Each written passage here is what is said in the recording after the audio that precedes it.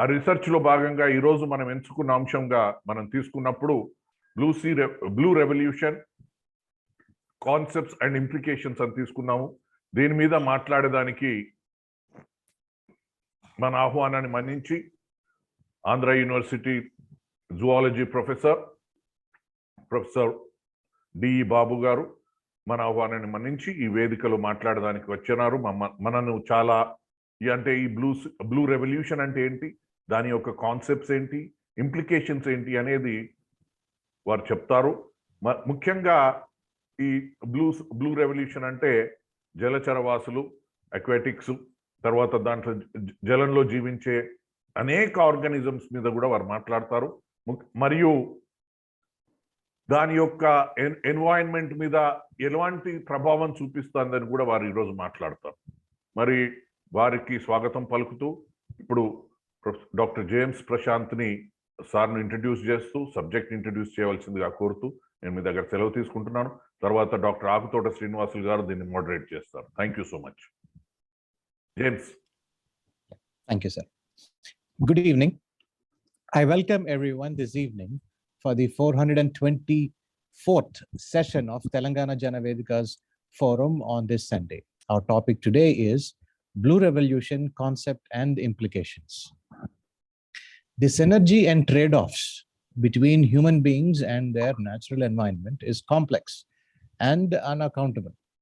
Our survival and well-being is heavily dependent upon the continuous support of natural resources and ecosystem services generated by marine, freshwater, and terrestrial ecosystems. The water bodies are the lifeblood of Earth, covering more than 70% of the planet's surface, driving weather, regulating temperature, and ultimately supporting all living organisms. They are a vital source of sustenance, transport, commerce, growth, and inspiration. Our seas also absorb about 30% of human-generated CO2 emissions and more than 90% of the excess heat in our climate system.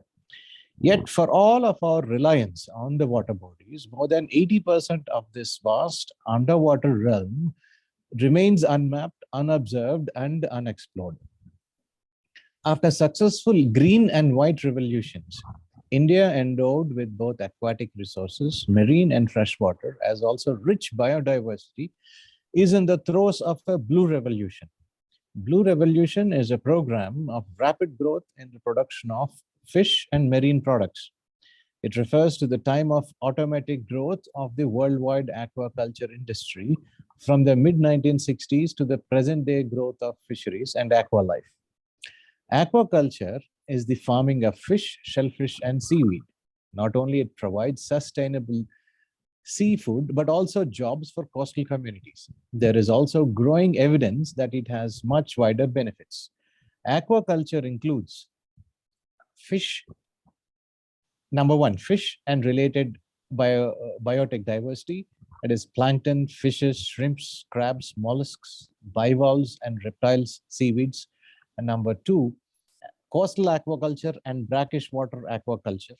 Aquaculture practices affecting marine resources are industrial trawl fishery, artisanal fishery, shrimp seed fishery, bycatch.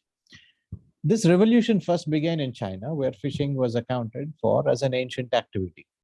China accounts for around 2/3 of the total fisheries production worldwide by weight and half by market value, followed by Europe.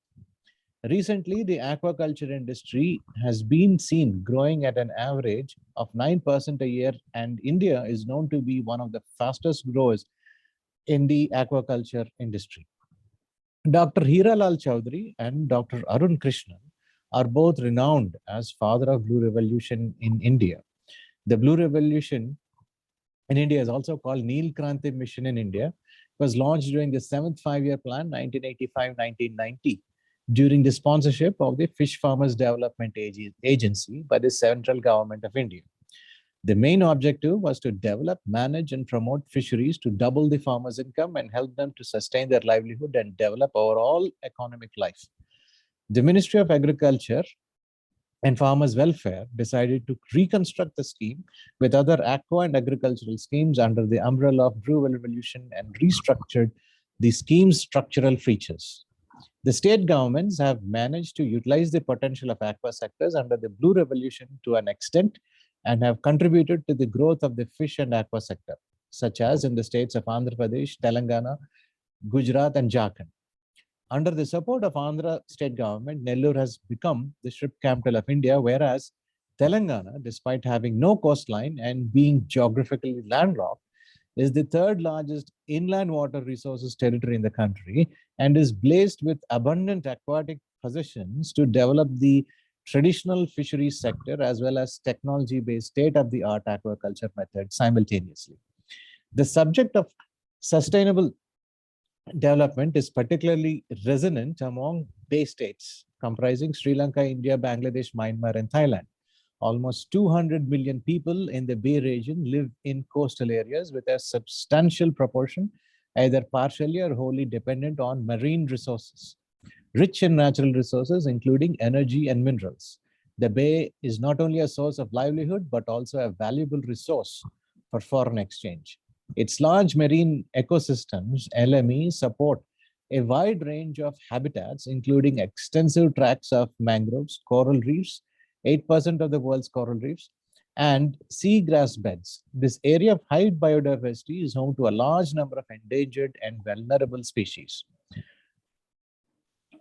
But marine harvesting has been a vexed issue in the Bay of Bengal.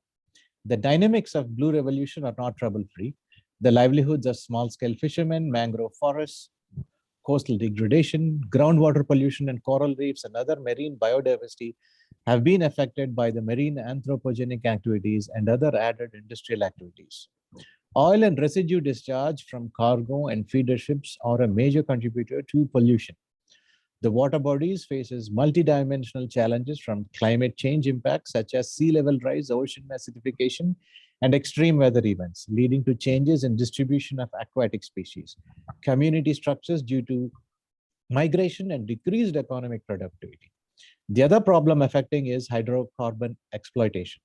Coral reefs are used to provide an ecosystem for aquaculture farming. By using these coral reefs as fishery habitats, there are additional impacts on the coral. These are some of the widespread issues being faced through marine harvesting and development.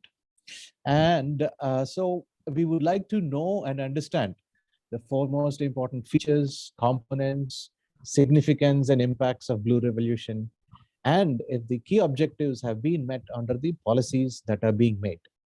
Now, this is a very important, vast, and complex topic.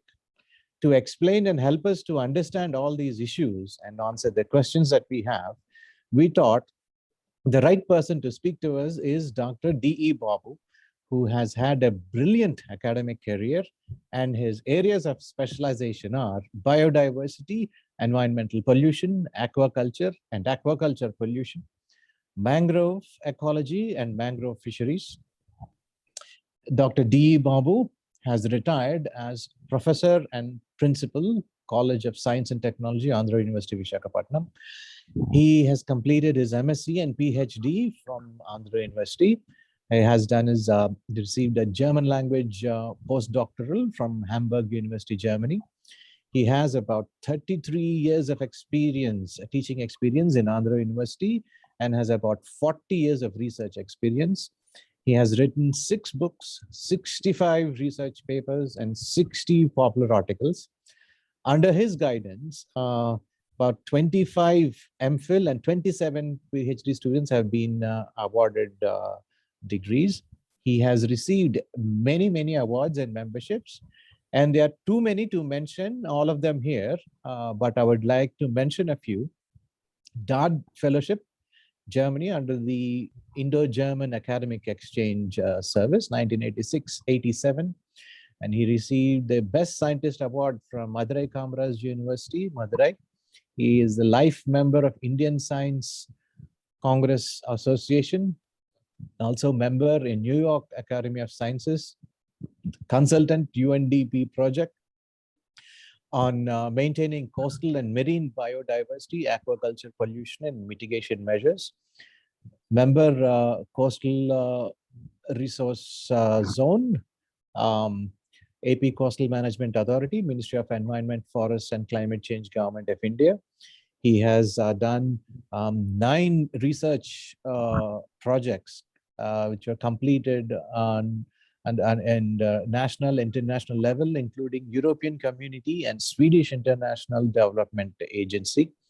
So we are very happy and we feel honored and privileged that Professor D. Babu will be speaking to us this evening and help us to understand the components of Blue Revolution. Before I hand over the floor to the moderator, as per the tradition of Telangana Jana Vedika, I would now like to read the preamble of our constitution. We, the people of India, having solemnly resolved to constitute India into a sovereign, socialist, secular, democratic republic and to secure to all its citizens justice, social, economic, and political, liberty of thought, expression, belief, faith, and worship, equality of status and of opportunity, and to promote among them all fraternity, assuring the dignity of the individual and the unity and integrity of the nation. In our Constituent Assembly, this 26th day of November 1949, do hereby adopt, enact, and give to ourselves this Constitution.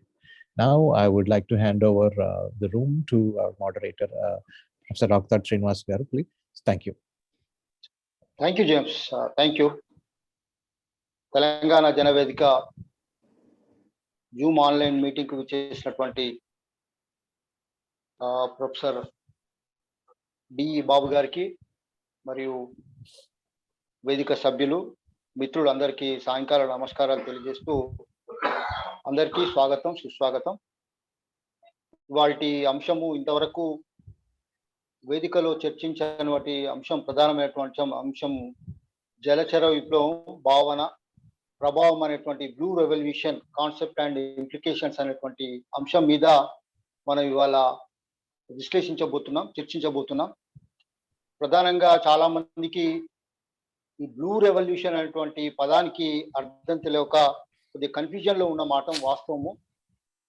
కాకుంటే దానికంటే ముందుగా మనం green revolution అంటే ఏంటో, white revolution అంటే ఏంటో ప్రధానంగా అందరికీ తెలిసిన విషయమే. ఇంతకుముందే జేమ్స్ చాలా విషయాలు చాలా స్పష్టంగా చెప్పడం అనేటువంటి జరిగింది. ముఖ్యంగా గ్రీన్ రెవల్యూషన్ స్వామినాథన్ గారి యొక్క ఆధ్వర్యంలో జరిగినటువంటి ఒక వ్యవసాయ విప్లవం ఏదైతే ఉందో దాన్ని గ్రీన్ రెవల్యూషన్ గా, వైట్ రెవల్యూషన్ అంటే వర్గీస్ కురియన్ గారు పాల ఉత్పత్తి లోపల విప్లవాత్మకమైనటువంటి మార్పే వైట్ రెవల్యూషన్ గా చెప్తున్నటువంటి ఈ క్రమం లోపల ఈ యొక్క బ్లూ రెవల్యూషన్ అంటే దీన్ని నీల్ క్రాంతి రెవల్యూషన్ అనేటువంటి పేరుతో కూడా పిలవడం జరుగుతుంది. అంటే మత్స్య సంపద లోపల, మత్స్య ఉత్పత్తి లోపల విప్లవాత్మకమైనటువంటి విధానాన్ని తీసుకురావడమే ఈ యొక్క నీల్ క్రాంతి రెవల్యూషన్ అని కూడా చెప్పడంలో ఏమాత్రం సందేహం లేదు. కాబట్టి దేశం లోపల వ్యవసాయ రంగం ఏదైతే ఉందో, వ్యవసాయ రంగమును తర్వాత వ్యవసాయ అనుబంధ రంగాలు ఏవైతే ఉన్నాయో, వ్యవసాయ అనుబంధ రంగాల్లో భాగంగానే ఈ యొక్క మత్స్య పరిశ్రమ, మత్స్య సంపద అనేటువంటిది కూడా ప్రధానమైనటువంటి అంశం. అంటే వ్యవసాయ రంగం మీదనే కేవలం ఒక రైతు అనేటువంటి వాడు ఆధారపడకుండా ఆ యొక్క రైతు యొక్క ఆర్థిక అభివృద్ధి కోసం ప్రధానంగా ఈ యొక్క చేపల ఉత్పత్తి కానీ, చేపల పెంపకం ద్వారా లేదా రొయ్యల పెంపకం ద్వారా తనకు ఆర్థిక అభివృద్ధిని కొనసాగించడంలో భాగంగానే ఈ యొక్క మత్స్య విప్లవాన్ని ముందుకు తీసుకురావడం అనేటువంటి జరిగింది. దాంట్లో భాగంగా డాక్టర్ హీరాల చౌదరి గారు మరియు డాక్టర్ అరుణ్ కిషన్ గారు ఈ యొక్క బ్లూ రెవల్యూషన్ ముందుకు తీసుకురావడం జరిగింది భారతదేశంలో. ముఖ్యంగా 7వ పంచవర్ష ప్రణాళిక కాలం లోపల, అంటే 1985-1990 మధ్య కాలం లోపల ఈ యొక్క బ్లూ రెవల్యూషన్ అనేటువంటిది మేజర్ గా తీసుకురావడం అనేటువంటి జరిగింది. భారతదేశంలో కనుక చూసినట్లయితే ప్రపంచ స్థాయి లోపల ఈ యొక్క మత్స్య సంపద లోపల ప్రపంచం లోపల 2వ స్థానం లోపల భారతదేశం ఉంది. మొదటి స్థానం చైనాని కనుక తీసుకున్నట్లయితే భారతదేశం 2వ స్థానంలో ఉంది. ముఖ్యంగా మన యొక్క ఇండియాలో కనుక చూసుకున్నట్లయితే ఇండియా లోపల భారతదేశం లోపల ఆంధ్రప్రదేశ్ అనేటువంటిది 3వ స్థానంలో ఉంటే, తెలంగాణ అనేటువంటిది ఈ యొక్క మత్స్య సంపద లోపల 8వ స్థానంలో ఉంది అని చెప్పడంలో ఏమాత్రం సందేహం లేదు. అయితే ఇంతకుముందే జేమ్స్ చెప్పాడు, ఈ యొక్క ఆంధ్రప్రదేశ్ లోపల కోస్టల్ ఏరియా అనేటువంటిది అంటే సముద్ర ప్రాంతం అనేటువంటిది ఎక్కువగా ఉంది. కానీ తెలంగాణ ప్రాంతానికి సముద్రం ఈ ప్రాంతం అనేటువంటిది లేనప్పటికీ కూడా ఇవాళ దేశంలో 8వ స్థానంలో కొనసాగడం అనేటువంటిది ఒక గొప్ప విషయంగానే మనం చెప్పడానికి అవకాశం ఉంటుంది. ఎందుకు అంటే ఈ మధ్య కాలంలో తెలంగాణ రాష్ట్రం లోపల కాళేశ్వరం లాంటి ప్రాజెక్టు కట్టడం కానీ లేదా మిషన్ కాకతీయ అనేటువంటి ఒక ప్రోగ్రాం ద్వారా ఇవాళ రాష్ట్రం లోపల జలవనరుల యొక్క నిర్వహణ అనేటువంటి పెద్ద ఎత్తున పెరగడం అనేటువంటి జరిగింది. అందులో భాగంగానే ఇవాళ తెలంగాణ రాష్ట్రంలో కూడా మత్స్య సంపద అనేటువంటి పెరుగుతుంది అని చెప్పడంలో ఏమాత్రం సందేహం లేదు. ముఖ్యంగా భారతదేశం లోపల ఈ యొక్క మత్స్య సంపద మీద లేదా మత్స్య కార్మికులు అనేటువంటి వారు 1,50,00,000 మంది జీవనాన్ని కొనసాగిస్తున్నారు. భారతదేశం మొత్తంగా చూసినట్లయితే 1,50,00,000 మంది యొక్క మత్స్య సంపద మీదనే వాళ్ళ యొక్క జీవనం కొనసాగిస్తున్నారని చెప్పడంలో ఏమాత్రం సందేహం లేదు. అదే విధంగా ఈ దేశంలో కనుక మత్స్య వినియోగాన్ని కనుక చూసుకున్నట్లయితే సగటున ఒక మనిషి సంవత్సరానికి 6 కేజీల మటుకు మాత్రమే యొక్క చేపలను తినడం అనేటువంటి జరుగుతుంది. అందులో భాగంగా ఇవాళ భారత ప్రభుత్వం ఏం ఆలోచిస్తుందంటే రాబో కాలంలో దీన్ని 12 కేజీల వరకు పెంచాలనేటువంటి ఒక ఉద్దేశంతో ఒక మిషన్ 2030 అనేటువంటి ఒక ప్రోగ్రామ్ భారత ప్రభుత్వం తీసుకోవడం జరిగింది. అదే ప్రధానమంత్రి మత్స్య సంపద యోజన అనేటువంటి పథకాన్ని ప్రారంభించడం జరిగింది మోడీ గారు. దాంట్లో భాగంగానే 20,000 కోట్ల రూపాయలు కూడా ఈ యొక్క ప్రోగ్రామ్ కు అలాట్ చేయడం అనేటువంటిది కూడా ఒక గొప్ప విషయంగా మనం చెప్పడానికి అవకాశం ఉంది. కాబట్టి ఈ యొక్క భారతదేశంలో కనుక చూసినట్లయితే ఈ యొక్క ఆంధ్రప్రదేశ్ అనేటువంటిది 3వ స్థానంలో ఉంది, తెలంగాణ అనేటువంటిది 8వ స్థానంలో ఉంది. ముఖ్యంగా చైనా అనేటువంటిది ప్రపంచంలో మత్స్య సంపద లోపల 1వ స్థానంలో, భారత్ 2వ స్థానంలో ఉంది అనేటువంటిది చాలా ప్రధానంగా చెప్పుకునేటువంటి అంశాలుగా మనం తెలియజేసుకుంటూ ఈ యొక్క 105 కోట్ల మంది ఇవాళ జీవనాన్ని కొనసాగిస్తున్నటువంటి మత్స్య సంపద దీని లోపల రైతుల యొక్క ఆదాయము, మత్స్యకారుల యొక్క ఆదాయము పెంపొందించడం కోసమే ఈ యొక్క గ్రీన్ రెవల్యూషన్, బ్లూ రెవల్యూషన్ అనేటువంటిది తీసుకురావడం అనేటువంటిది జరిగింది భారత ప్రభుత్వము. దీన్ని ప్రభుత్వం ఇంకా ముందుకు తీసుకుపోవాలనేటువంటి ఉద్దేశంతో 2030 2.0 అనేటువంటి మిషన్ 2.0 అనేటువంటి కార్యక్రమాన్ని ఈ యొక్క ఆక్వాకల్చర్ ని కానీ ఈ ఫిషరీస్ ని కానీ పెద్ద ఎత్తున పెంపొందించడం కోసం ఇది తీసుకుపోతున్నారు. ముఖ్యంగా తెలంగాణ ప్రాంతం లోపల ఒకప్పుడు చేపల చెరువు అంటే ఏంటో తెలియదు, ఇది ఆంధ్రప్రదేశ్ కు సంబంధించినటువంటి విషయంగా ఉండేది. ఇవాళ తెలంగాణ రాష్ట్రంలో కూడా కొన్ని ప్రాంతాల లోపల చేపల చెరువులు కూడా తెలంగాణ ప్రాంతంలో పెడుతున్నారు. కానీ ఇది సర్వసాధారణమైన విషయము ఆంధ్ర ప్రాంతంలో. ఇవాళ తెలంగాణ ప్రాంతంలో కూడా చేపల చెరువులు అనేటువంటిది రావడం జరిగింది. అందులో భాగంగానే ఇవాళ తెలంగాణలో కూడా మత్స్య పరిశ్రమ పెద్ద ఎత్తున ఉత్పత్తి చెందుతుంది. కాబట్టి జలచర విప్లవం భావన ప్రభావం అనేటువంటి అంశం పైన ప్రొఫెసర్ డిఈ బాబు గారు, వాళ్ళు professor and principal college of science and technology Andhra యూనివర్సిటీలో వారు వర్క్ చేశారు. వారు సుదీర్ఘంగా ఒక 40 సంవత్సరాల కాలం పాటు టీచింగ్ ప్రొఫెషన్ లో ఉన్నారు. వారిని అంశం మీద మాట్లాడవలసిందిగా వారిని సాదరంగా ఆహ్వానిస్తున్నాను. ప్రొఫెసర్ డిఈ బాబు గారు. Thank you, sir, for the introductory remarks. Am I audible, sir? You are, Yes, sir. yes, Please you are continue, audible. sir. So thank you very much. Already, because during the introductory note, some of the important points are already mentioned about blue revolution. Because okay, to make a beginning, I pay homage to the nature first, because that's very, very important. And let me start with just a note on environment. Okay, because the human being, what we consider as an intelligent animal, along with other animals, because is part of the environment. So naturally, it is our duty, because I already told, an intelligent animal, because it is our duty to protect the nature and the environment. Okay, what is environment?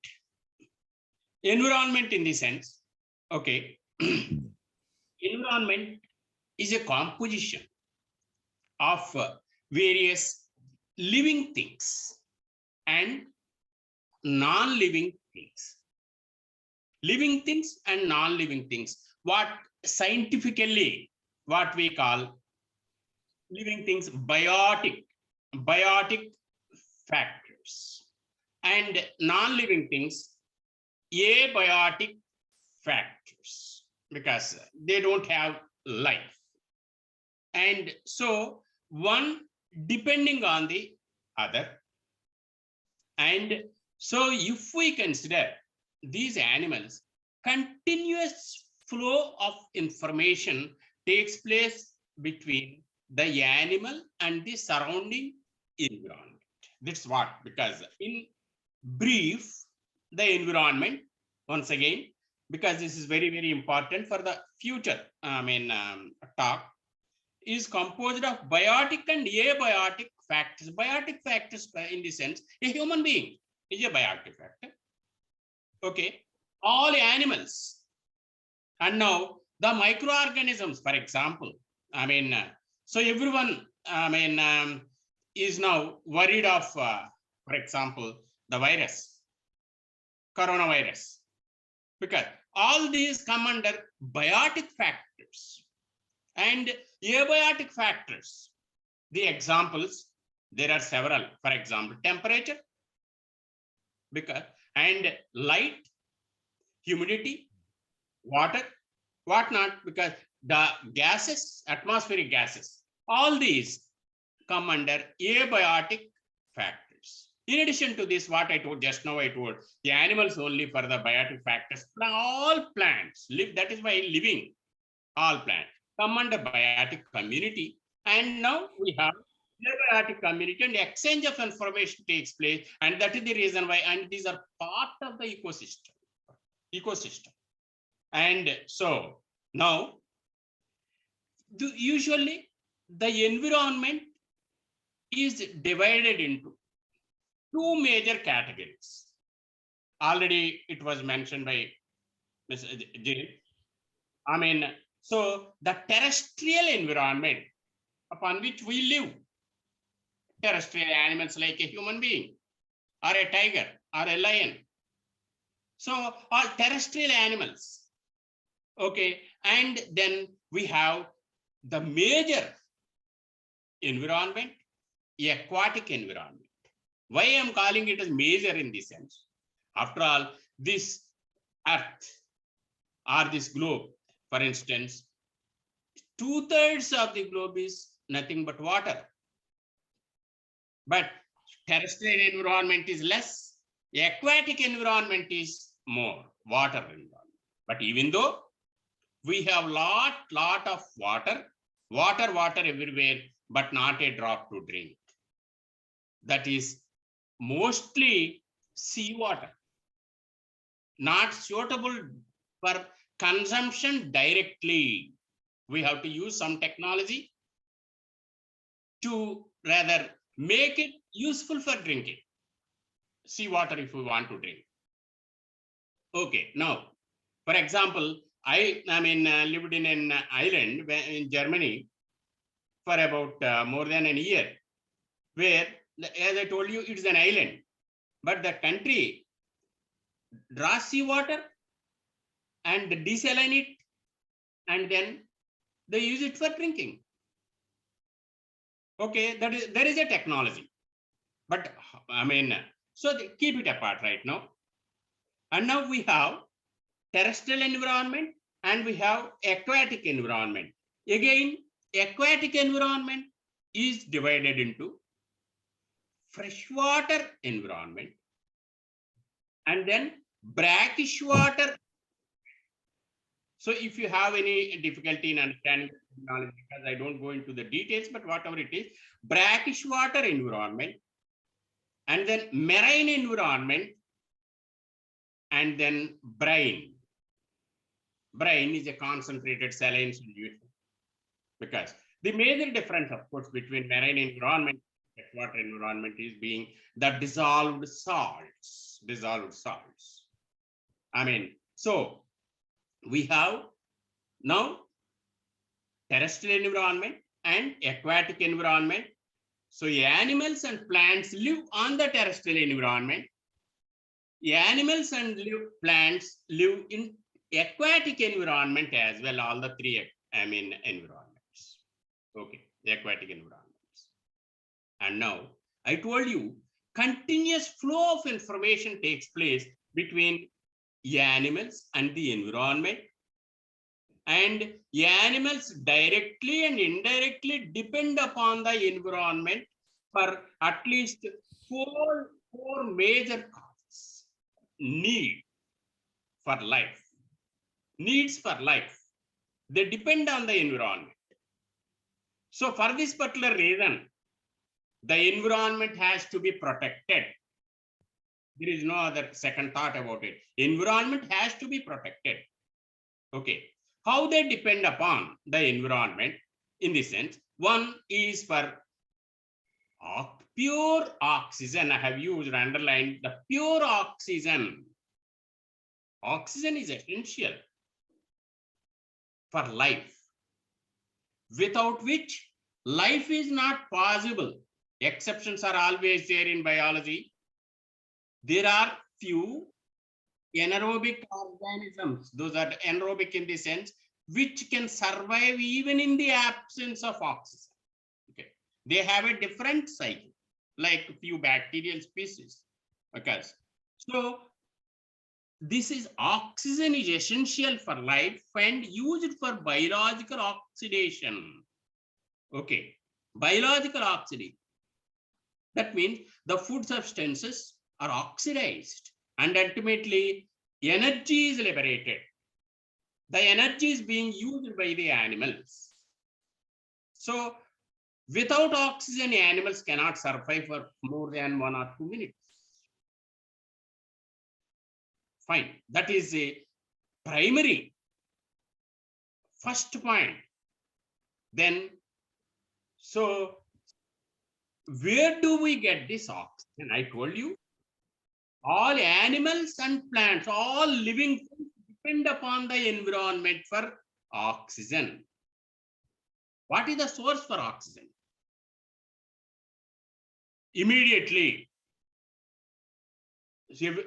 almost 99% of the people, they answer to this particular question. What is the source in this sense?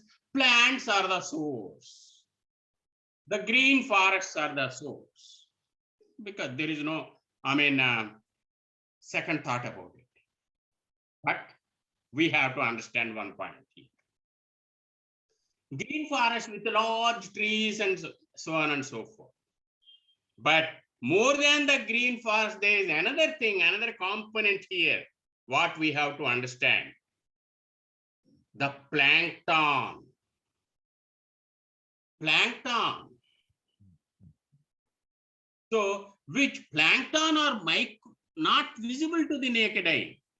They are microscopic organisms and they are, drifters. They are drifted along with the water currents, tidal currents. Plankton is the major source of oxygen, more than the green forest. Green forest, they stand second. 50 to 80% of the global oxygen production is taken up by plankton, you see. But when we compare it to biomass in the sense total weight, it is only 1% when compared to green forest or rainforest.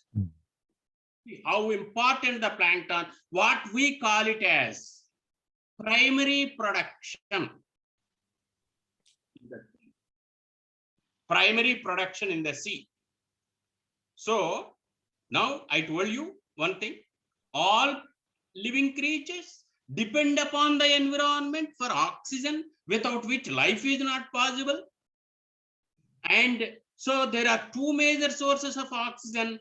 That one is the plankton, what we call phytoplankton, these are autotrophs. So they produce major source of oxygen, 50 to 80% of the global oxygen, and then followed by rainforests every time.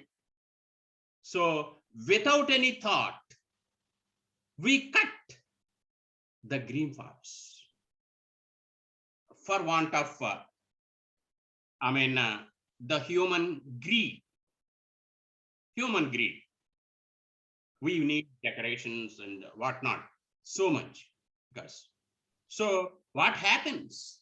Ultimately results in depletion, because when one plant is removed, 10 plants are removed, 100 plants are removed, because then automatically what happens in the sense? Okay, that results in depletion of oxygen concentration. Same is the case in the aquatic environment, in the sense the marine environment, the plankton, if it is not properly maintained due to coastal, effluents and effluent release, what happens in the sense that may lead to plankton death or mass mortality of plankton. So, which is very, very dangerous, pathetic. That so in the sea, we also see some dead zones, what we call it as dead zones. In the sense, dead zones are formed due to several reasons. One of the reason is, chemical effluent, or the other one is harmful, substances, where in dead zones we don't find any life that may extend up to kilometers together. So if such a thing happens, so what happens to the global oxygen production? So it's very, very dangerous situation, what we have to pay attention. That so naturally all living organisms depend upon the environment for oxygen, and it is the environment that provides that oxygen. So we have to protect the environment. Next is second important point in the dependency of living organisms is water. Drinking water, pure drinking water. Pure in the sense, okay. We need not have to, chlorinate and give, but water suitable for drinking, not the sea water. Suitable for drinking, which is also because we have two, the flowing rivers or some reservoirs or some lakes, okay, or groundwater. Now groundwater depletion is also taking place. So what in the sense? So animals and plants depend upon the environment for water for their survival, without which life is not possible.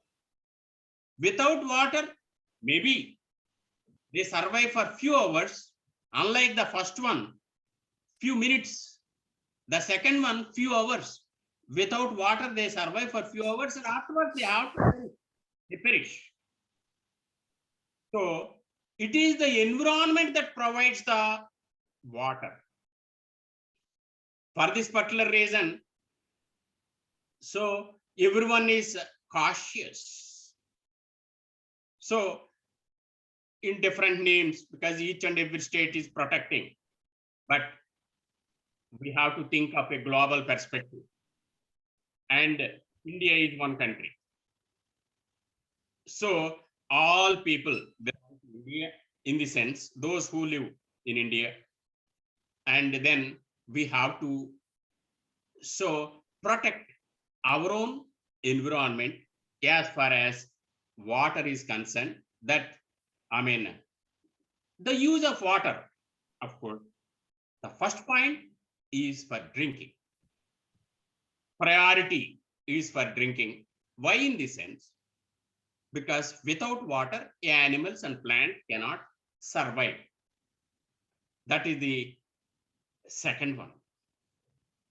And third point, so all animals and also plants, once again, living creatures, they depend upon the environment for a third important thing, that is nutritious food. Nutritious food. Okay. That means ready-made food is not available. they have to procure the food material, and it is the environment that provides the food material organisms, just like pure oxygen, pure water, and then nutrition. As per food security of the country and as per United Nations Food and Agriculture Organizations, it is the right of the people to have, okay, physical and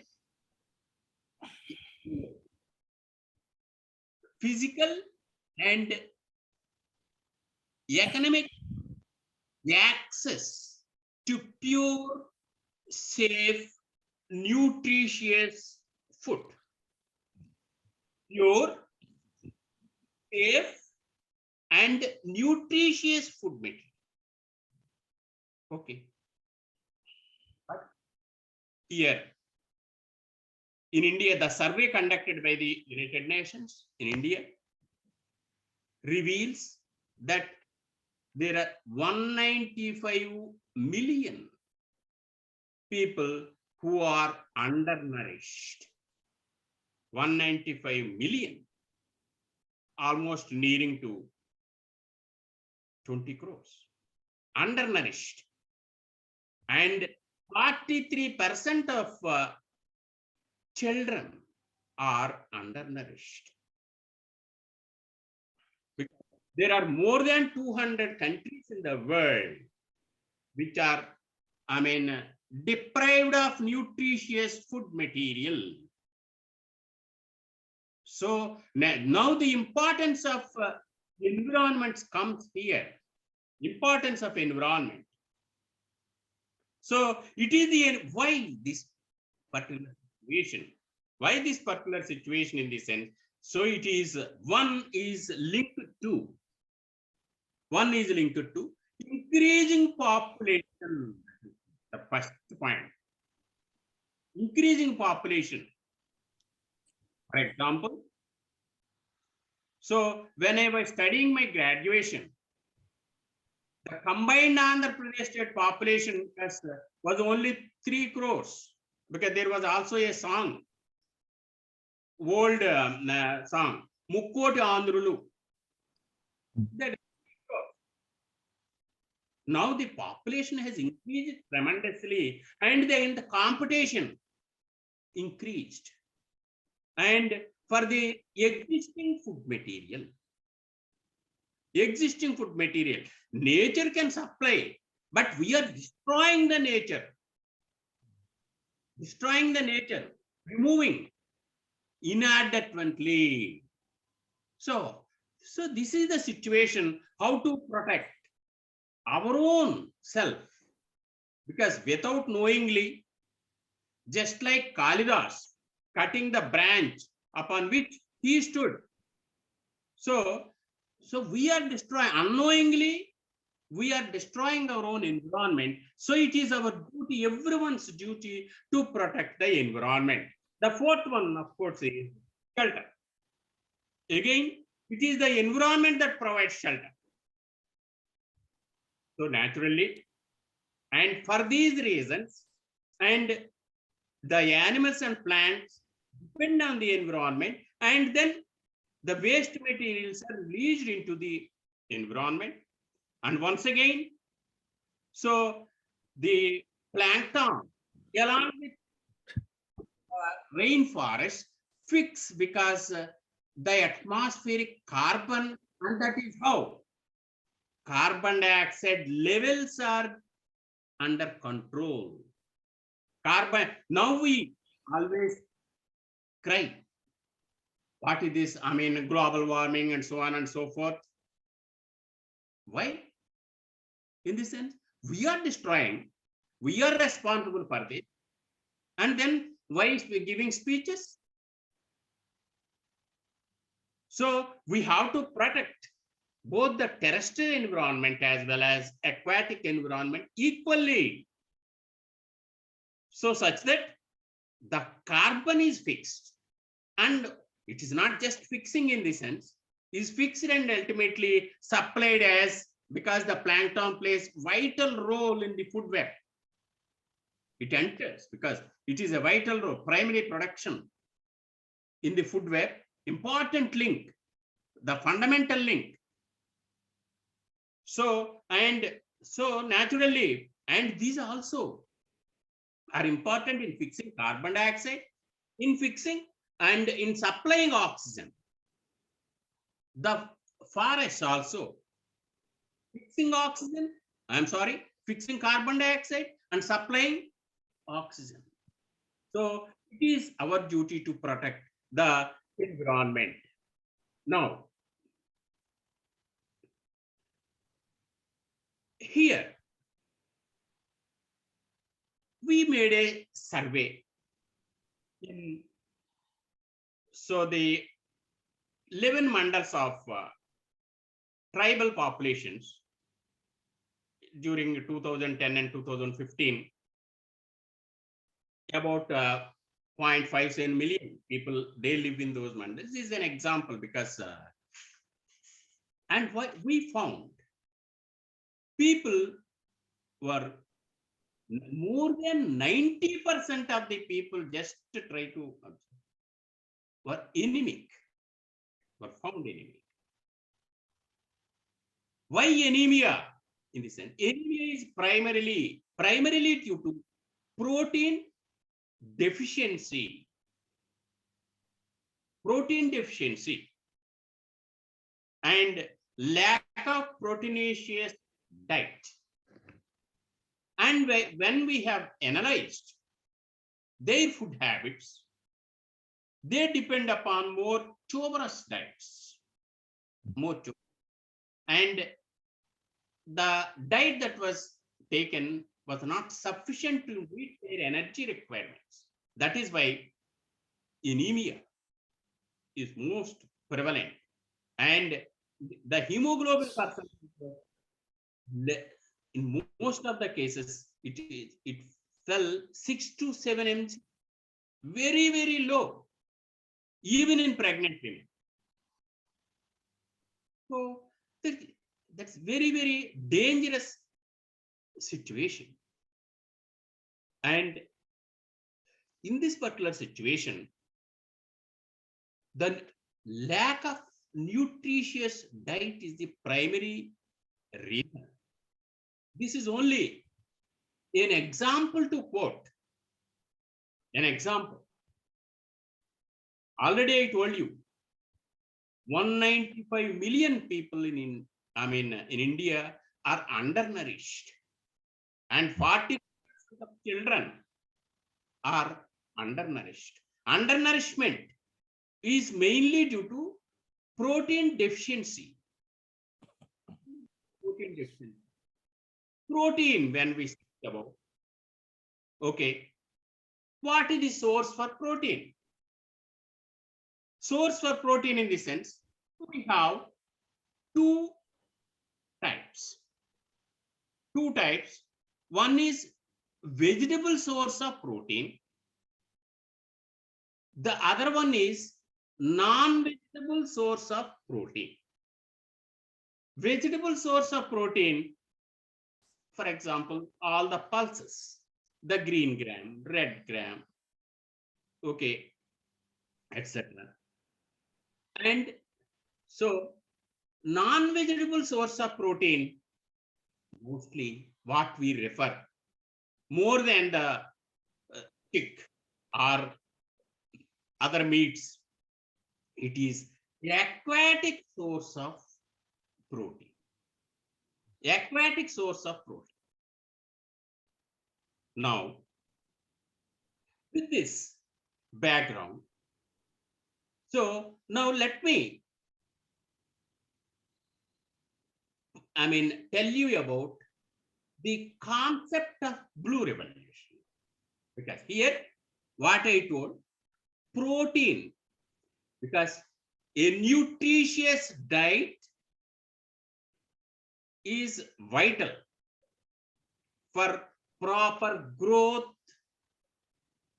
and maturity of organisms. malnutrition leads to postponement of maturity. So malnutrition. But here, that is the reason why right to food, access to safe and nutritious food is fundamental. And now, Blue Revolution, as it was mentioned, what is Blue Revolution in brief? In brief, Blue Revolution refers to better, inverted commas, better management of water bodies. Better management of water bodies. We don't know management. We know management, better management. Water bodies, as I told you. So, the largest water body. Next is a perennial river. A perennial river, for example, like River Godavari, both it's a boon. River Godavari and River Krishna, for instance, these are boon to both Telangana and Andhra Pradesh. Yeah, perennial rivers. Water is available throughout. But there are seasonal rivers also. So, part of the year, there may not be water. But during rainy and part of post-rainy season, post-monsoon period, water is available. And better management, utilizing that particular water. Okay. And in addition to sea and the rivers, we have the lakes, we have the reservoirs, and larger ponds. Classification we need not have to discuss on this particular dais. Okay. And so, what is this better management in this sense? What is the objective of this, talk? And what is the main purpose of this water? Main purpose, already I told you. First purpose, life. Existence of life. I tell you, I quote a simple example. There are many planets which are being explored. Even if diamonds and gold are tons and tons are available, if there is no human being, even if you say it is highly valuable, there is no use at all. A human being should be there. Life. Other organisms cannot evaluate the valuability of that particular product. It is only the intelligent human being can. So life is important, human life. If human life is there, automatically, because so our education makes other organisms to survive, coexist. And so water, first point is water for drinking. So, because for all metabolic activities of the organism, and including human being, there is an internal water. The aquatic system also is there within the body. That is called internal environment. What I refer to as external, that is external, because I don't want to deviate here. But whatever for this internal environment, the human being depends upon the external environment. External, immediate, outside. The water we have to take it. So, but there are aquatic organisms like fish, which are surrounded by water and they continuously drink, but we don't have access for continuous drinking. Occasionally we have to drink. For example, we are left in the deserts because we have to search for water. Water is important. So the first purpose, the water serves is for drinking purpose. And then the second one is agriculture, again related to nutrition, agriculture. The second purpose. The third one, so now better management of water bodies in the sense, how best can we manage these water bodies? Thus, the same drinking water, is it useful for any other purpose in the sense? Yes, we can also use it for a dual purpose in the sense for rearing fish. We can use it for rearing fish. There is no harm. So we can boil it and drink, no problem. And so that is, I mean, the water. So, which is, so Blue Revolution illustrates better management of water bodies.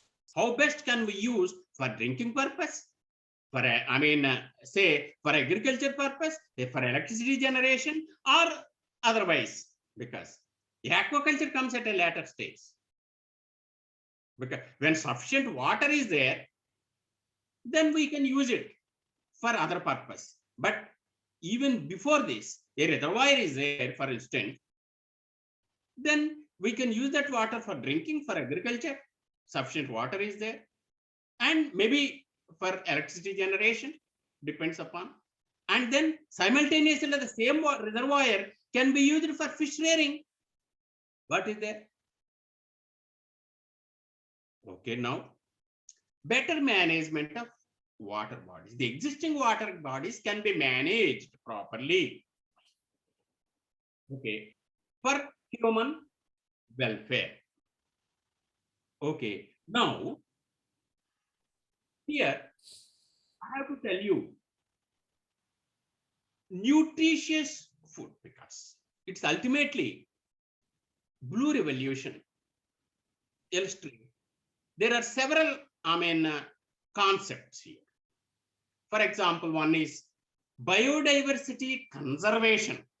In Blue Revolution, biodiversity conservation is one concept. Earlier, Dr. James, for instance, what he told, endangered species. So, according to IUCN, International Union for Conservation of Nature and Natural Resources, okay, there are endangered species, threatened species, near threatened species, highly endangered species, what not? There are many varieties. Right? That is how. So, biodiversity conservation is one of the articles in Blue Revolution. Okay, that means what is biodiversity? Once again, because I told biodiversity. Biodiversity in simple terms here, what I can explain, life on earth, simple, only two words, bas. Life on earth. All living creatures on earth. Biodiversity, different varieties, different species. Okay. Life on earth. So conservation, some of the species which are being reduced to be conserved, very important. So it is under the umbrella Blue Revolution, these animals, the organisms have to be conserved. And then another point, capture fisheries. Capture fisheries. In this sense, capture fishery, when we speak about, I have to tell you here, capture fishery in this sense, mostly riverine capture fishery is very negligible. Very negligible. And marine capture fishery, for example, capture fishery meaning it is the total naturally occurring fish that are being harvested. Naturally occurring fish that are being harvested, capture fisheries. So in the sea or in the ocean, for example, we have exclusive economic zone, what we call it as EEZ.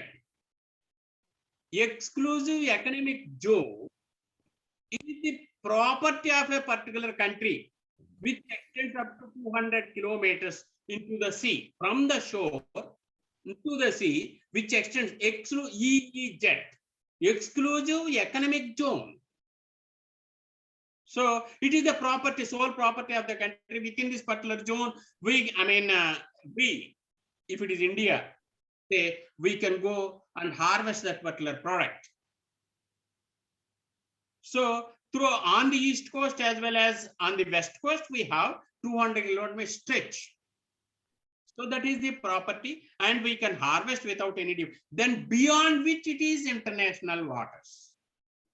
International waters. We should not enter into the internet. We can enter, but we cannot harvest.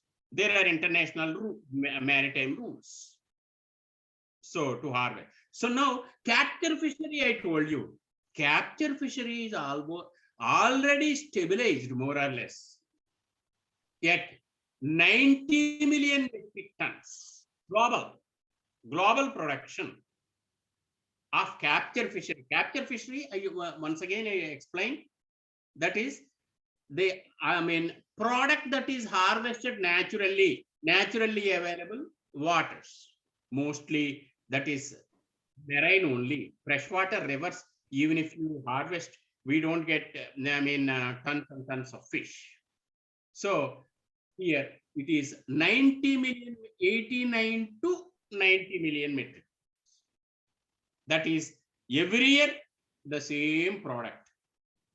It won't fluctuate much because there is no way to enhance the naturally occurring product in the sea.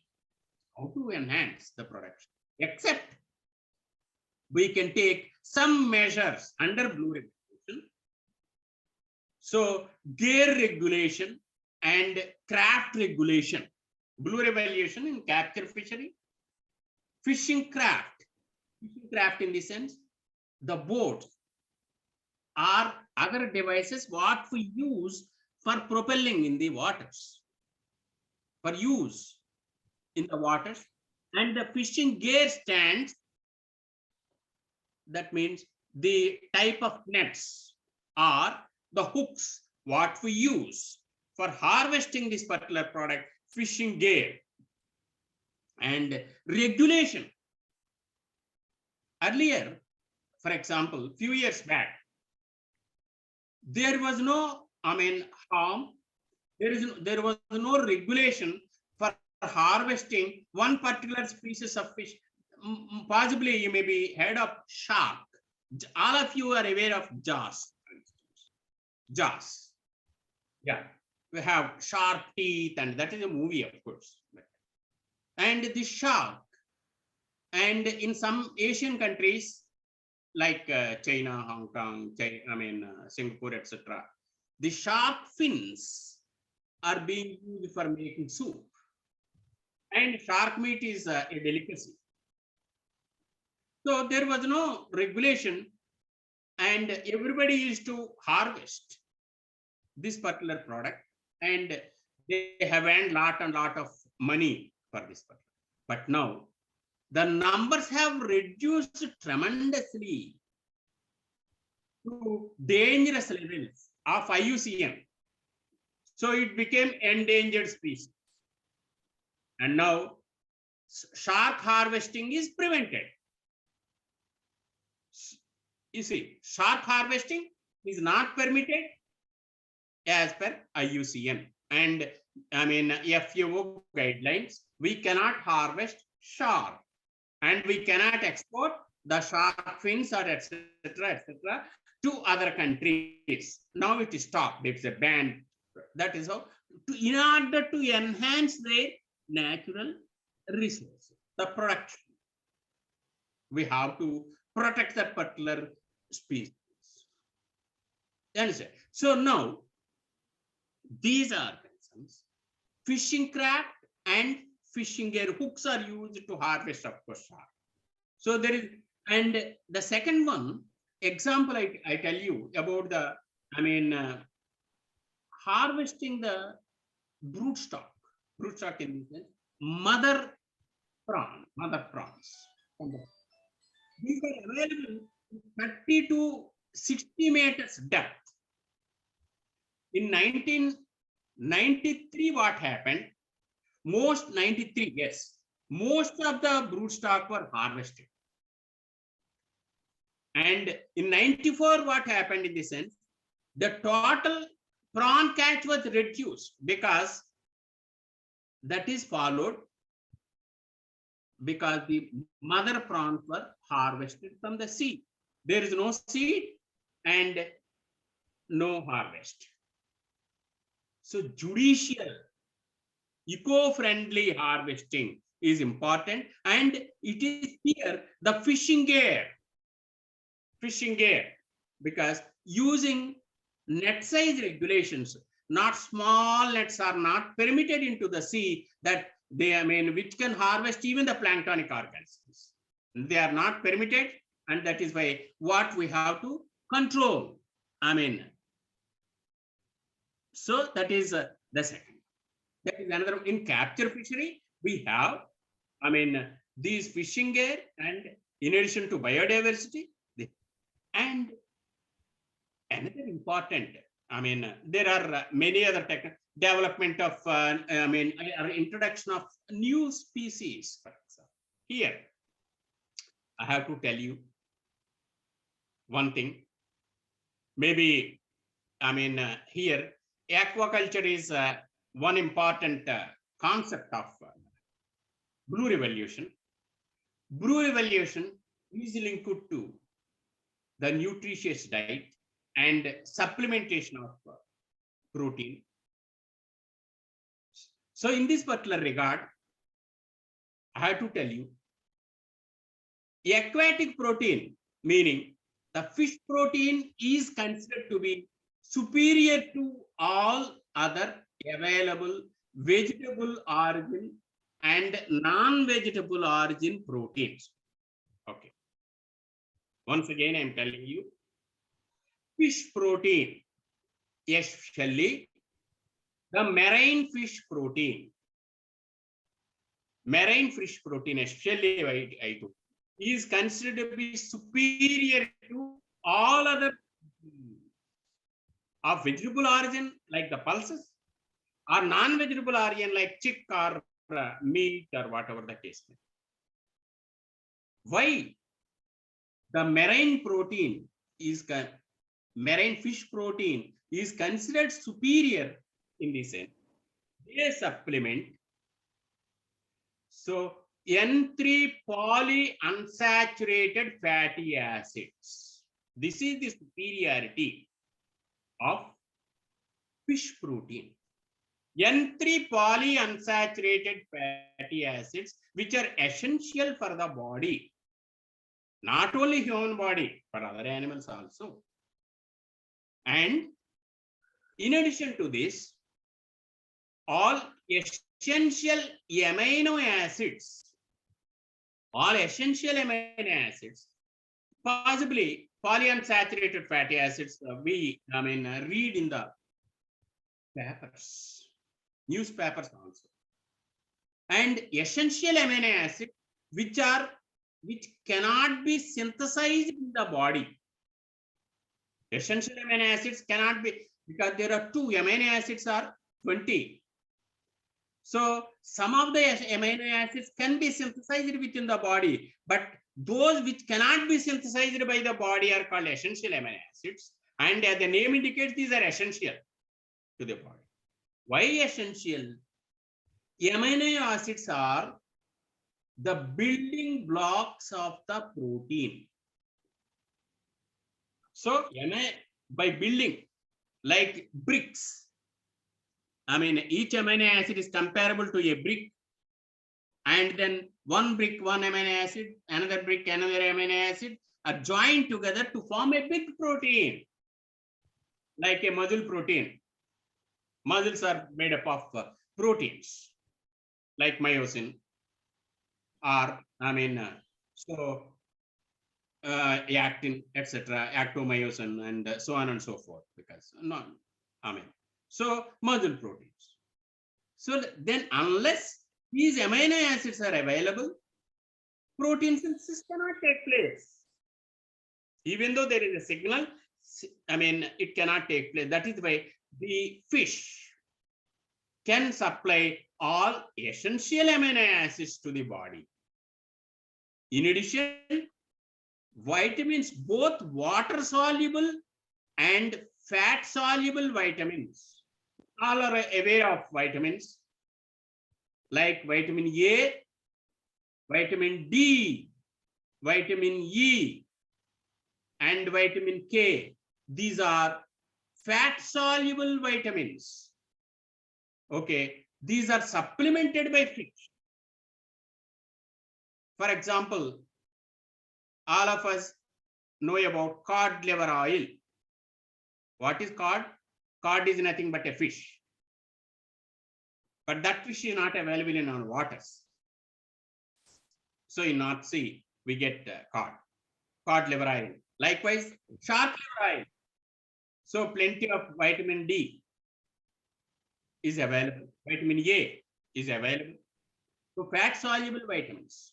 So now we have polyunsaturated fatty, essential amino acids, essential because now the vitamins, fat soluble vitamins, and then we have, in addition, the minerals like calcium, the phosphorus, iron, magnesium, whatnot, I mean, sodium, potassium, all these minerals are also available in the fish meat. For this particular reason, fish meat is considered to be superior over other non-vegetarian meats. And taking it, next thing, of course, in addition to these, it is the palatability, taste. Some people, they eat fish alone. They eat fish because of its taste. Because when compared to other meats. So for this particular reason, the demand for fish is increasing day by day. Because of this demand and supply, you see, the supply is not able to meet the demand, and what is happening, that results in an increase in the price index. Earlier, I know one commodity, the Chinese pomfret. Pomfret is a marine organism. I know I used to buy about fetching 200 to 300 rupees a kilogram. Now it is sold at 1200 to 1400 rupees a kilo. Now the situation is that the demand. So likewise, there are other this is only an example. Other organisms follow the same route. Now what to do? So one is increasing population. Second one is insufficiency of protein, leading to malnutrition. And what to do? And the concept of blue revolution took place. How? Because earlier the name Hiralal Chaudhary. How in this sense? He, I mean, in a primitive note, that is what he conducted an experimental basis, induced breeding freshwater aquaculture system. Okay, that is induced breeding. But the details are not needed here on this dais, but whatever the case may be, induced breeding. But so here, the major now under this umbrella of blue revolution, just like green revolution, as I told you earlier, in 1970s, agriculture, rice production, rice is of course staple food for all majority of the states. Rice production was only 10 bags per hectare. I'm sorry, per acre. Now, I mean, the population as I told you, 3 crores. Now the production was increased to 30 to 40 bags in the same area. Thanks to Green Revolution. Green Revolution, it is not a war. War in production. Okay. So the first technology introduced was hybridization in agriculture. And next, tissue culture, the second one, of course. And now recently, transgenesis. Now there is a lot of discussion going on about the safety and environmental implications about transgenesis. They keep it as. And in the same way, White Revolution, the Dairy Development Board, because once upon a time, India was insufficient in milk production. Now it is self-sufficient or even more in milk production. Many technologies. So that is White Revolution. That is how rice production we are sufficient, self-sufficient. Milk production we are self-sufficient. And now fish production. The term fish, when I use here, we have to differentiate now. Fish refers to both finfish and shellfish. Finfish, in the sense, the fish what we know, why it is called fin, F-I-N, fin. The fish are an aquatic organism with fins for swimming, gills for respiration, and usually body covered with scales, with a streamlined body covered with scales. That is what we normally, if we take the, so normally it is called finfish.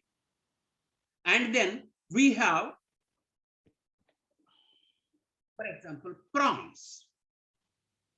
All of us may be knowing. Do you know about a lobster? Probably heard about lobster. Or, a crab. So now, can we categorize these into fish? But can we call them as fish? Definitely they are not fish. These are shelled organisms in this sense. But having, these are also aquatic organisms which meet, because the requirements, they supplement the nutritious protein along with the finfish. And for this particular reason, because the body is covered with a shell, they are called as shellfish. Truly, they are not fish. Shellfish. Yeah, organisms, an aquatic organism with gills for respiration, just like the fish, but body, covered with a shell.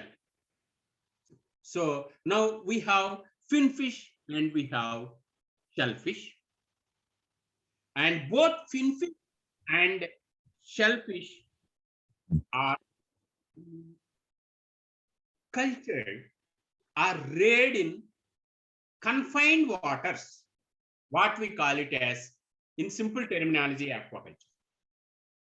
Confined waters under controlled environmental conditions to enhance, to boost the production. Earlier product, for example, the finfish, freshwater fish production earlier was only 1 to 1.5 tons per hectare. Now it is, average production is around 8 tons per hectare.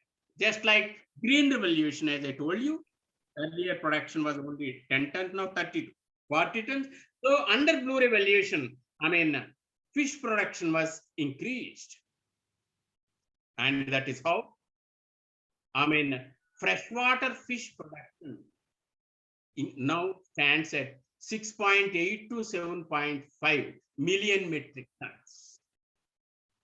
Total, of course, total production, including the shrimps and the marine production. I mean, as I told you, marine total global production, marine production, 90 million metric ton, and Indian contribution is 2.97 million metric tons.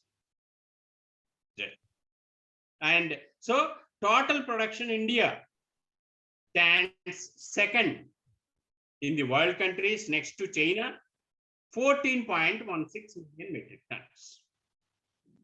14.16 million metric ton, out of which about 50 to 50%, 55% is contribution of freshwater sector. And what about the marine sector? In the sense, the remaining sector, if we remove 3 tons, then again in 7 tons, so 4 to 5 tons of this is from aquaculture sector. Even the freshwater fish production, the so-called 6.5 million metric tons is from aquaculture only. Aquaculture. Now, earlier in the introductory remarks, Telangana state you were referring to, definitely in freshwater aquaculture, Telangana sector is contributing. Definitely. And but marine sector, since there is no sea, I mean, so possibility of this, that is how Blue Revolution stands here. Blue Revolution, I'll come to that particular point. So in aquaculture sector, once again, introduction of alien species or exotic species, one concept of Blue Revolution. Already I told you biodiversity conservation. In capture fishery, fishing gear and fishing craft, I told you. And then we have, I mean, new species, new Indian species, of course, introduction of new species and new candidate species, of course. And then we have alien species, like I have seen, because even in Telangana, Cyprinus Chinese carpet is called, but only few people know about that. That is an exotic carp. Cyprinus carpet, Chinese carp, what we call it as Bangar Papa or Bangar Tega or whatever the case may be, because the body is golden yellowish in color, slightly golden yellowish in Bangar Tega, which is not native to India. So common name Chinese carp, exotic species. And then we have the grass carp, Ctenopharyngidae idella, because which is also an exotic carp, introduced into in Indian aquaculture system. And then we have, I mean, that is Ctenopharyngidae. Hypothalamic mollitus silver carp and the big head, nobilis.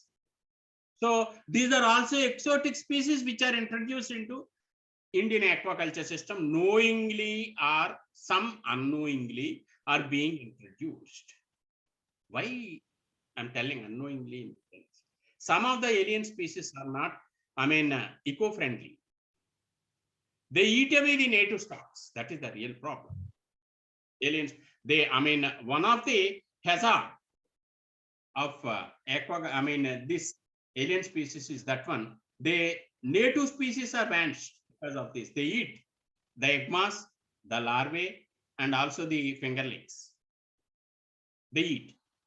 So in marine sector or brackish-water sector, recently in the sense for the last few years, 4 or 5 years or so, or even more, one alien species is introduced, that Litopenaeus venami, that is the shrimp from South America, which is introduced. And most of the, I mean, coastal aquaculture is dominated by Litopenaeus venami because of its high production rate, The, I mean, production is definitely very high, up to 5 tons or 6, 7 tons or even 8 tons. So the production we are getting, that is how the target, Indian target production 10 billion now. Because, and fish exports contributes to 2% of the total, I mean, exports of India now. So here, because of this Litopenes venom.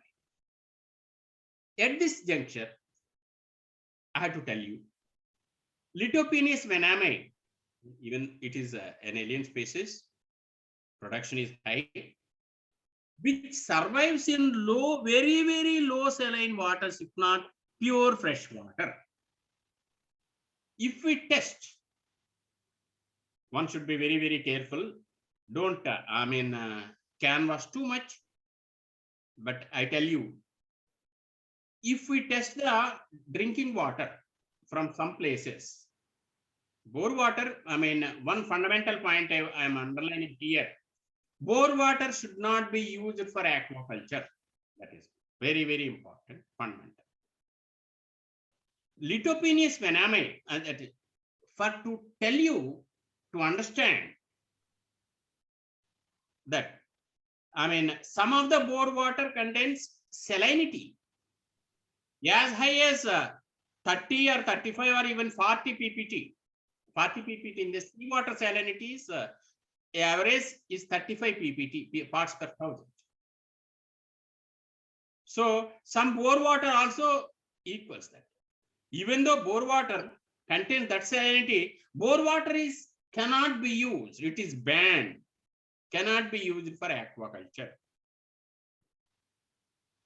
So, in the beginning, introductory note, one important point, blue revolution. It is not just merely aquaculture. Not merely aquaculture. There are many other concepts. Okay. Better management of water bodies. Okay. And blue revolution, where this Litopenes venae can survive salinities as low as below 5 ppt per salinity. Below 5 in this sense, even if the salinity is 4, then they survive, they grow very well, they yield. So indicating that is the scientific term, technology behind it. Technology behind it.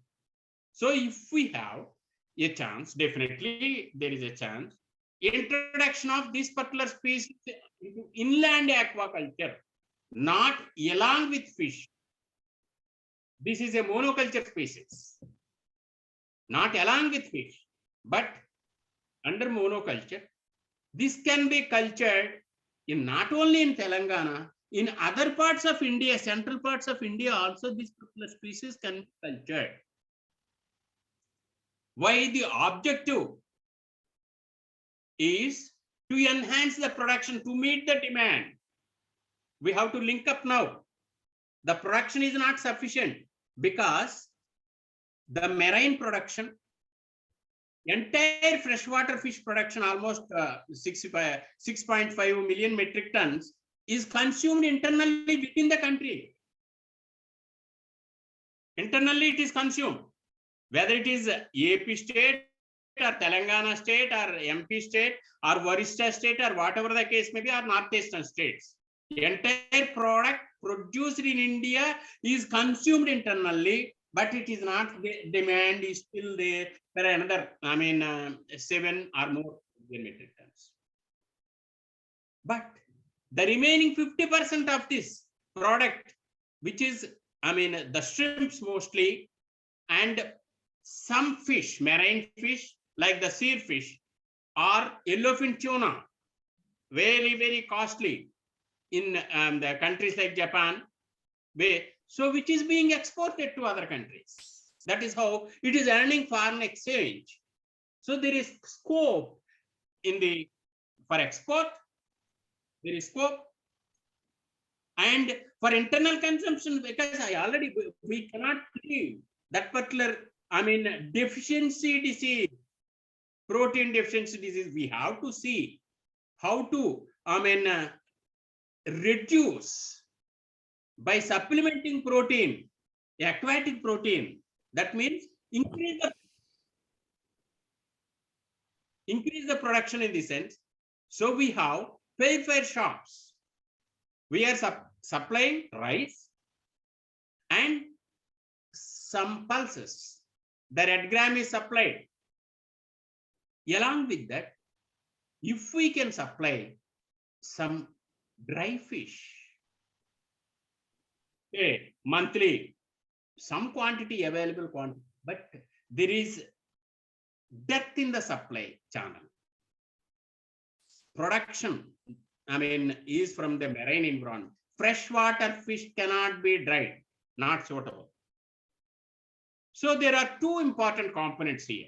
One is the marine, I mean, there are two. One is anchovies, the other one is sardine.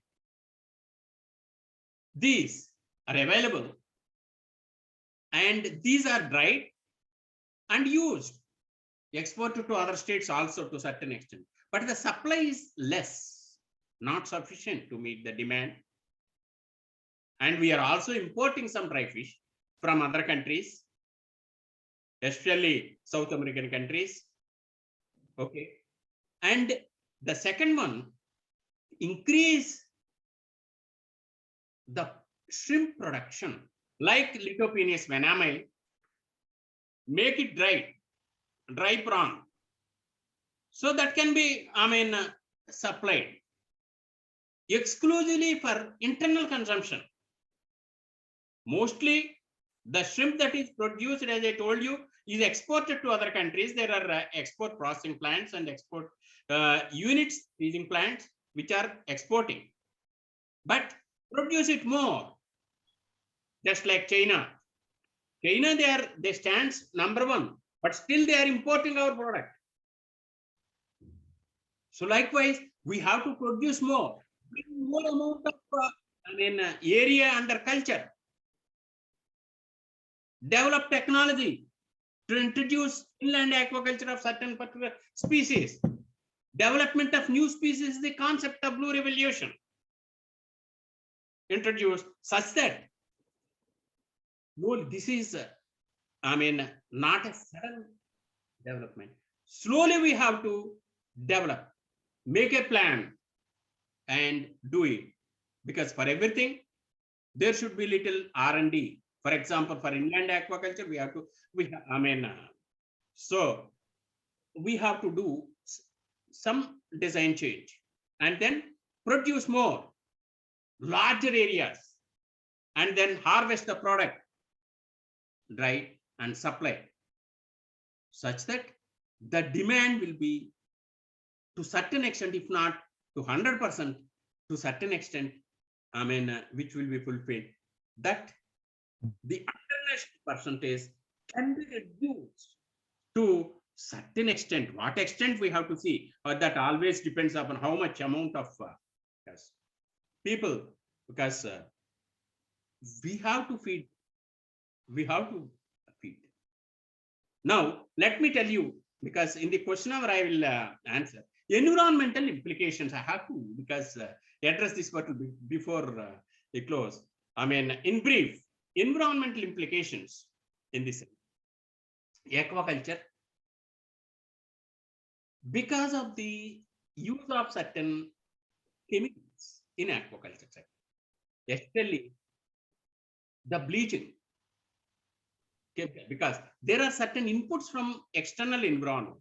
One is the chemical, I mean, which is used quite frequently is bleaching. In certain areas, pesticides are used. Knowingly or unknowingly, pesticides are used. And so in certain aquaculture area, antibiotics are used. These are all inputs, because, and this leads to, I mean, drastic effects on biodiversity, especially the plankton. I have emphasized the importance of plankton in the beginning. Because of this, I mean, so the antibiotic that goes as a residue and transfers it to in the food chain or food web, and then bleach, because of bleaching powder and the chlorine that was used in tons and tons of chlorine are being used.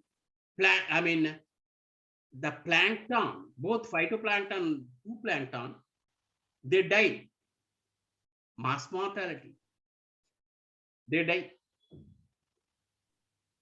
And then we have in freshwater aquaculture, pesticides are used, which are very, very harmful.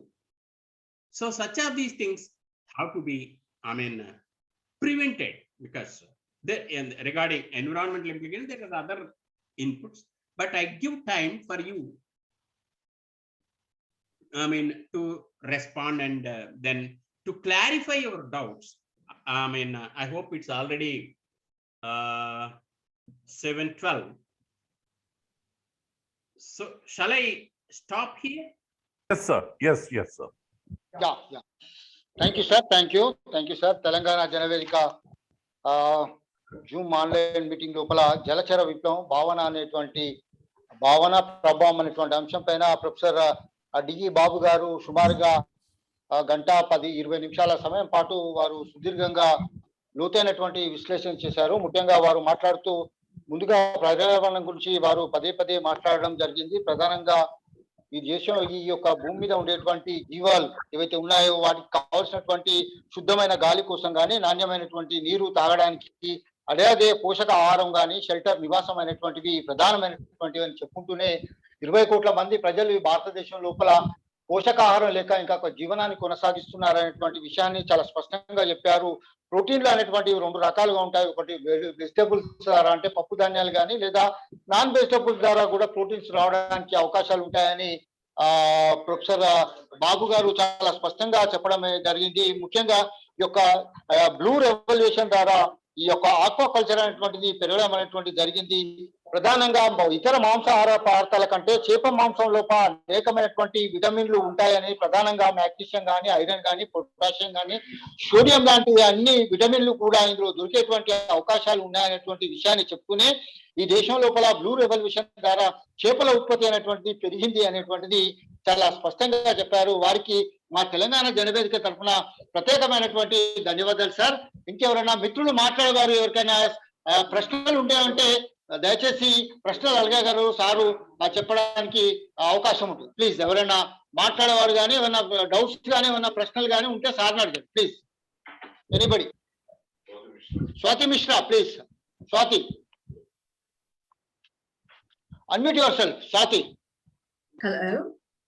Yeah, please. Good evening, sir.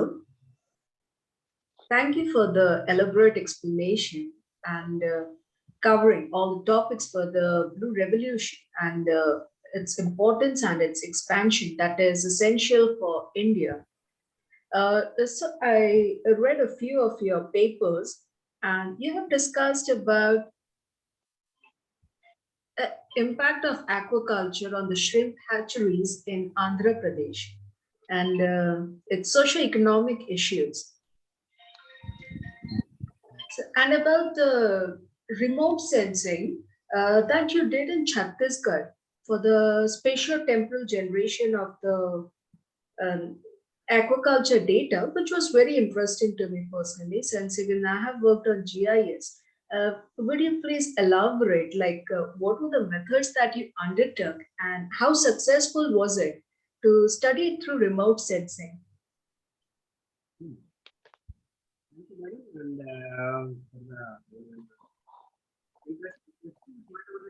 regarding remote sensing, through remote sensing, several water bodies.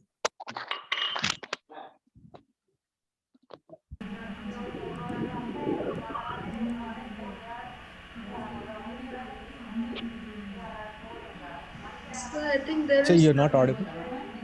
So you're not audible? Hello. You're not audible, sir? I'm not audible? Yeah, now okay, Now sir. you now okay. Now okay, sir. Please. Remote sensing scientific method by means of estimate the extent of water body, including the depth of portability of the water body, because some of the water bodies are not accessible by remote or by. And it is only through remote sensing we can identify whether such a water body is it a perennial water body or a seasonal water body or whatever that is, and whether it is suitable for aquaculture because or not.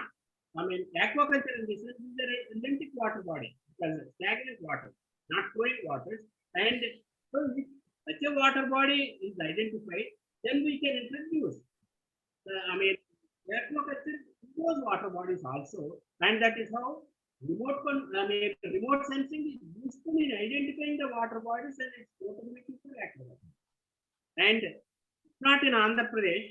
So in certain certain remote areas, so this is definitely.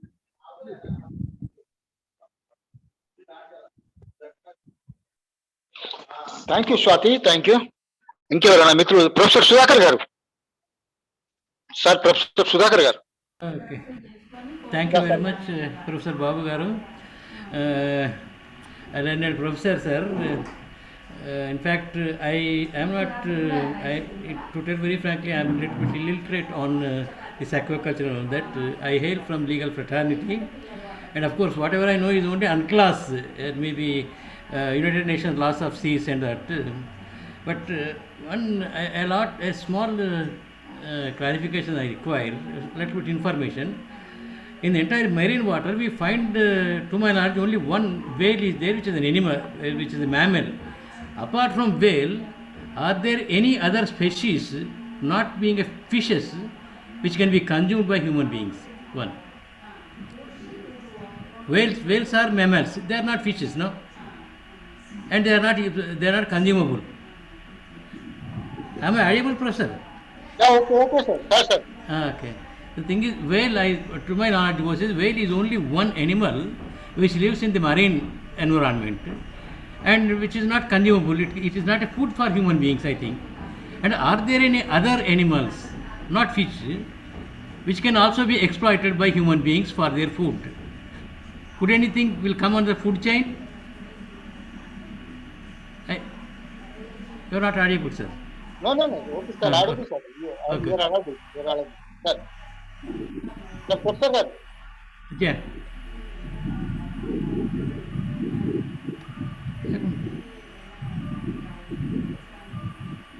Professor గారు, మీరు mute లో ఉన్నారు sir. Please unmute your self sir. Mute లో ఉన్నారు మీరు, please. Yeah.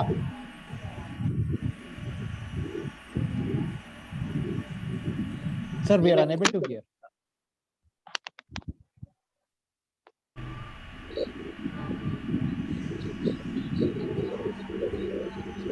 We still can't hear you, sir. Hello. Yeah, sir. No, okay, sir. No, it is okay, sir. It's okay. Yeah. I mean, whales are not suitable for human consumption. Likewise, dolphins are also not suitable for human consumption. Sea cows and sea, other mammals, not suitable for human consumption. But you mean to say, other than the, sea turtles, some people, they consume, but not.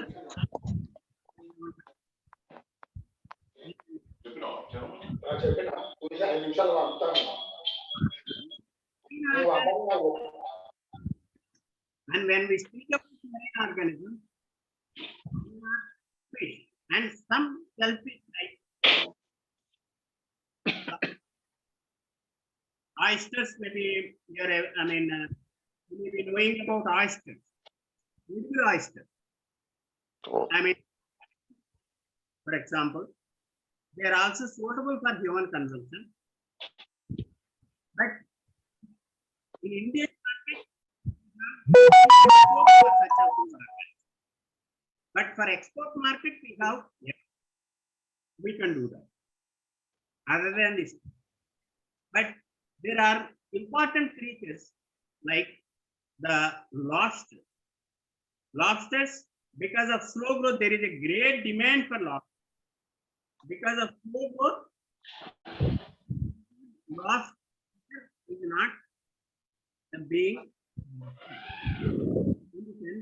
experimentally we have done, but on pilot scale, on large scale, the demand is very high. And likewise, there are some fish species which are good demand because of their palatability. But the technology has to be developed to rear those fish. As I told you, an example I told, the Chinese pomfret, for example, which was usually sold at 200, 300 rupees a kilogram. Now it is around 300 rupees a kilogram, having great demand. But the technology to rear this, because introduction of any species needs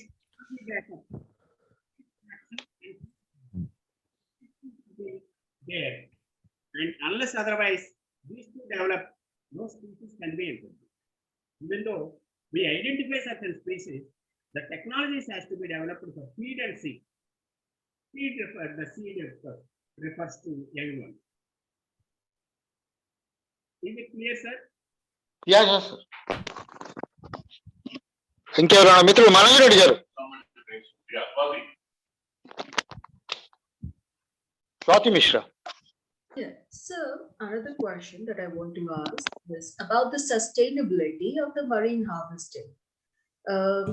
As you've talked about how important the marine diet is for the humans and how proteinaceous is it, but often like the shark fin, which barely has any nutritional value, consumed for status for the rich, and thereby there is an exploitation of the shark in the Southeast Asian countries and even in the West nowadays.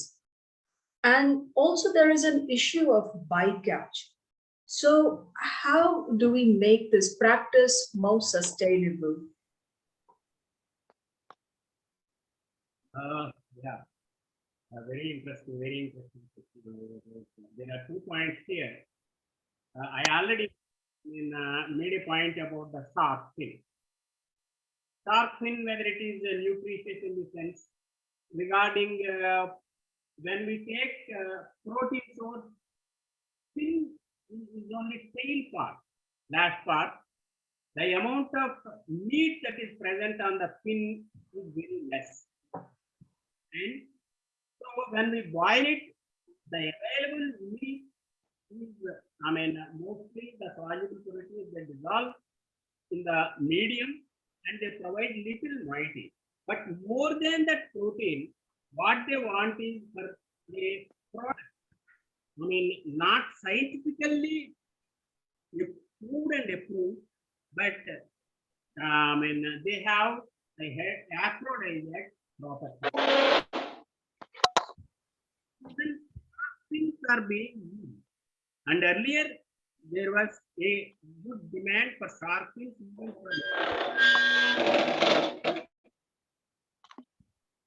under Schedule 1 of endangered species.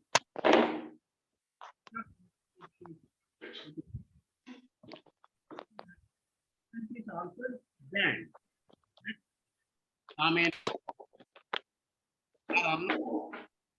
Being harvested, and this result, tell you, I forgot to of one species earlier, species Pristis, that is saw-headed shark with the therapeutic properties. Earlier we used to have this on the East Coast. Now it is totally extinct because of this inadvertent harvesting. There is no regulation at all. That particular species is totally harvested from the East Coast of India and also West Coast of India. That particular species is not seen. So in some parts of the world there are few left, but so this biodiversity conservation is one important thing in Blue Revolution. Answer regarding your second point is about bycatch. So, bycatch issue. What is bycatch? In the sense, if we use a trawl net for shrimp harvest, simultaneously we get along with the shrimp some other organisms like small fish or whatever the case may be, that we call it as bycatch. Bycatch. The real meaning of bycatch, or if we go in for larger fish, sometimes we get of one particular species, we get other species also that we call it as bycatch. And I mean, Indian waters, rules of faith, implementation of regulation. Implementation is very, very difficult in the sense there are artisanal fishery, trawl, and for trawl fishery, definitely they, I mean, one can, the fisheries organization regulate that. But the small fishermen who depend on livelihood every day, so we cannot really go and implement these rules on them. Why? In the sense, depending upon the season and depending upon the availability of the fish. For example, in one particular season, juveniles are available. They take a particular fishing net or a fishing net, that the juveniles are harvested. What is bycatch in the sense? This juvenile may be a bycatch in the trawl nets. We call this as a bycatch. It is the main catch now here.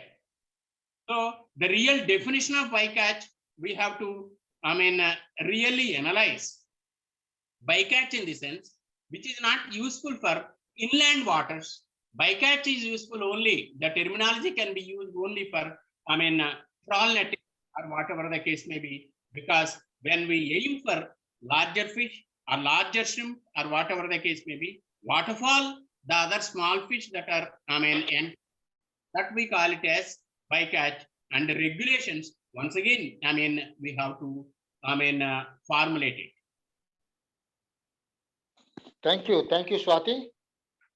And Manoj Reddy garu.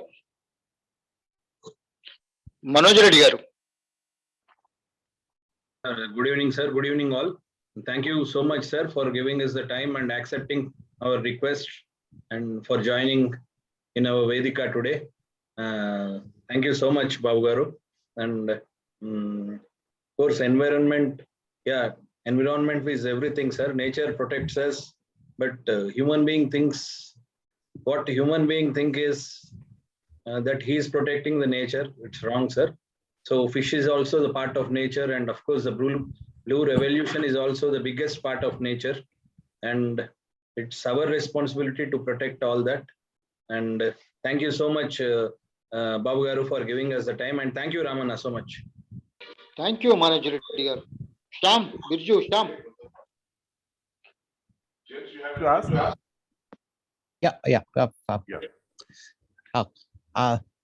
Thank you Since for you a have given a wonderful very elaborate introduction. So you may that interact is with the actually- professor. Yeah. Well, that was actually, the introduction was written by Swati, actually. Actually, she was supposed to give the introduction, and because of the power issues she had, she asked me to do it. So, yeah, thank you for a wonderful talk, sir. We really enjoyed it. I really thought it would have been great if I was your student. So I really enjoyed your talk so much. I really wish I was your student. And especially I want to thank you for the excellent backgrounder you gave before commencing the talk, and that was very, very essential. Because of that, the entire subject made sense, especially for lay people who aren't from the subject. So the entire concept of what Blue Revolution is, and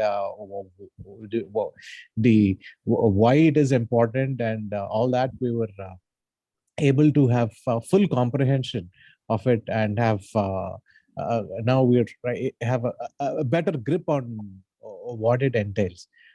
Thank you so much for a very elaborate and enlightening us this evening. Thank you so much, Professor. Really related, I don't know, but how far whatever the case may be.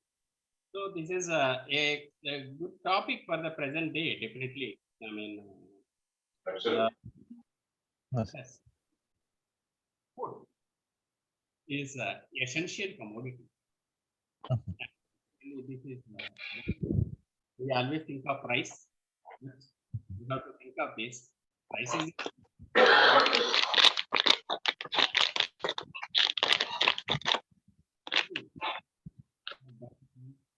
very, very, and taking into nutritional Yes.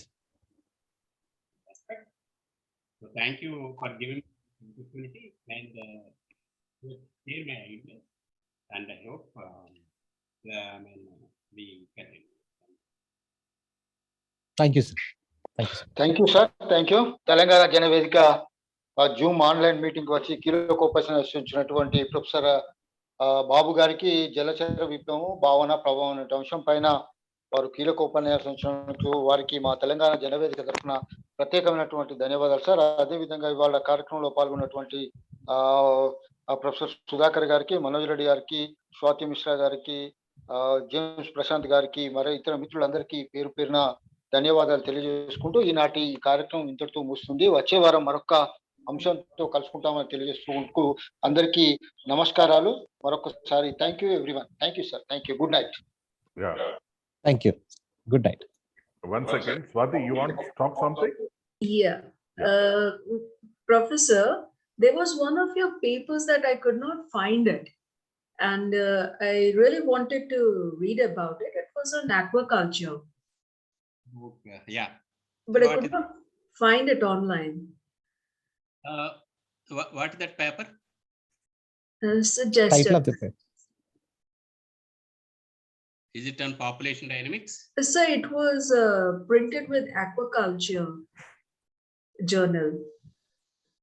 Aquaculture journal. Shall I send you the email if possible? But if you can write the title, that will be better. Okay, sir. Swati, you can send it to Ramu sir, and Ramu sir will send it to you. Okay. Professor. Ramanna, Anna, the Thank sir is also advisor to the central government on this water issues and all that, Anna. Oh, really? Very Yeah. good. Oh, I'm very happy that he had come. He wanted to keep it confidential, yeah. But